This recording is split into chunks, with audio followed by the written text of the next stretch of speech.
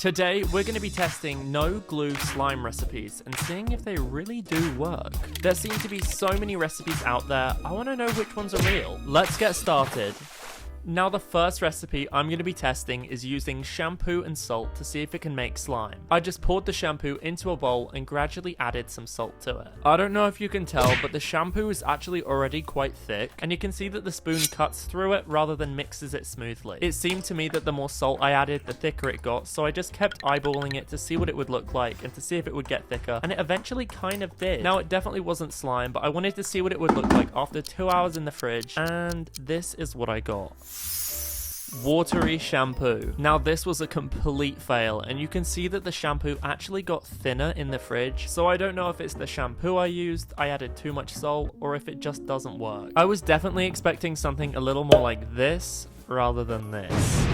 Anyway, after that disaster, the next recipe we were testing is adding corn flour and dish soap together. I was more hopeful for this one because corn flour does make things thicker, and you can also make oobleck with corn flour once it's mixed with water, which is kind of similar to slime. I'm really glad I chose a blue soap because this was super pretty to film and mix together. It does take a while to mix together, so I did speed it up, but it kind of forms a Play-Doh type consistency. And once it did resemble that, I started to take it out and play with it and knead it kind of. And as you can see, it kind of turned into a butter slime. I was really impressed with the texture of this. It's not slime, but it definitely is a great alternative. If you didn't have any glue and you wanted a thick butter slime, this is kind of the closest thing I think you could get. As you can see, it's not super stretchy, but butter slime's kind of more for squeezing anyway, so this is a great recipe to try. So although it is a little messy, and it's not technically slime, I'd definitely say this recipe works. And is officially no glue approved. Okay, now for the next recipe, we're going to be using something called Xanthan gum. This is basically a thickening agent, and we're going to be mixing it with shower gel. Now I doubt many people have Xanthan gum lying around their house, and if you were to go out and get Xanthan gum, you might as well just get glue. But if you do have any, this recipe might be worth a shot. I poured the entire bottle of shower gel into the bowl, and I had to take some pictures because it was so pretty. And then I added around a teaspoon of Xanthan gum. Now, I didn't actually find this recipe online, I just made it up. But I mixed it together and it seemed to be thickening the shower gel up.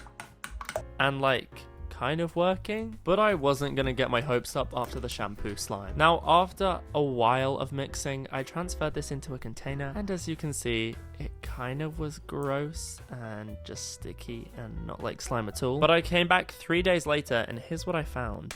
Okay, so it's been 3 days and this has been sat on the side with the lid on, and hold on.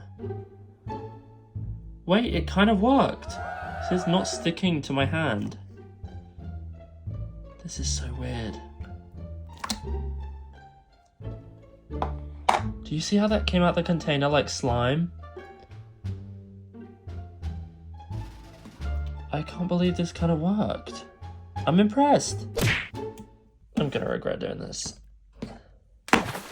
And for the final no glue recipe, we're going to be trying to make slime with marshmallows. Edible slime has got to be the most requested slime type that you guys ask us to make. And I've never made it, ever.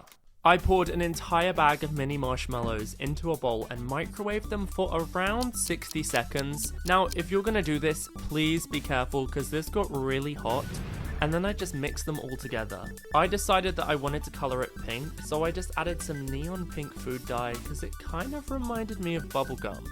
This is such a slow and boring process, but you just have to keep mixing it to make sure that all of the marshmallows are dissolved. Once they are, you can add around a teaspoon of any type of oil. Obviously not like car oil, more like cooking oils. Now the oil will help with some of the stickiness, but what we really need is cornstarch. I added about half a cup to this and then went in with some gloves on my hands. Now obviously if it's still too hot, do not touch it, wait for it to cool down and it'll still work. But after I'd mixed it for so long, it was honestly kind of cool. Once you've mixed that first load in, it should become less sticky, and if it's still too sticky, just keep adding either a little bit more oil or just go back in with the cornstarch. I cannot believe how that whole bag of marshmallows has just turned out into this small little blob of slime. And I did actually try it and it was okay. It kind of just tasted like melted marshmallows, but a little grosser. This recipe is no glue approved, but I feel like to make it you'd have to be really desperate for some slime. Now for the final part of this video, we're going to be rating these recipes 1 through 10 to see if they really are worth it. Starting off with the first recipe we tested, using shampoo and soap. Now for me, this one I would never try again, and I'm going to rate it a 0 out of 10 stars. Next up we have our soap and cornflour slime. Now I would really recommend this, so I'm going to give this a 7 out of 10 stars. This worked way better than I thought it would. Next up we have our xanthan gum and shower gel slime. Now, although this was a recipe I made up, so I'm a little bit biased, I think this gets a 5 out of 10 stars.